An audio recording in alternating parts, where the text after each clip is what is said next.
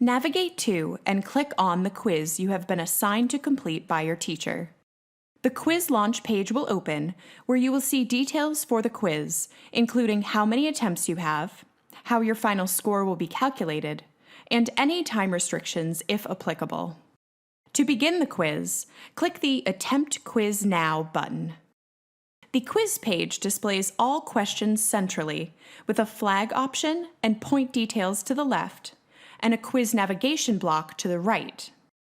You may flag any individual question by clicking Flag Question on the left-hand side. You may remove any applied flags by clicking Remove Flag in the same location. Any flags applied may be tracked as you go under the quiz navigation block to the right of the question. If a time limit has been applied to the quiz, it will also display at the bottom of this same block. This block also indicates your progress in the quiz and enables you to jump to any individual question as needed, if permitted by your instructor.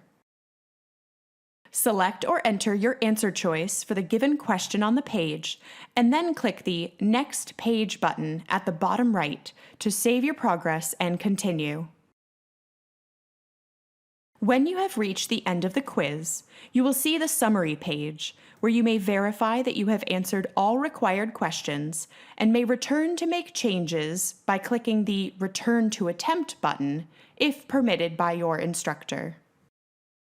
When satisfied with your answers, click the Submit All and Finish button, and then click once again to confirm your decision to submit.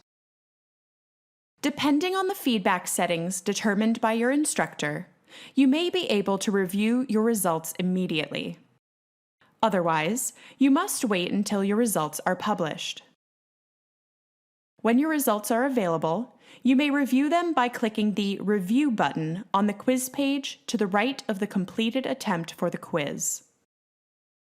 If you would like to retake the quiz and another attempt has been allowed by your instructor, click the Re-Attempt Quiz button.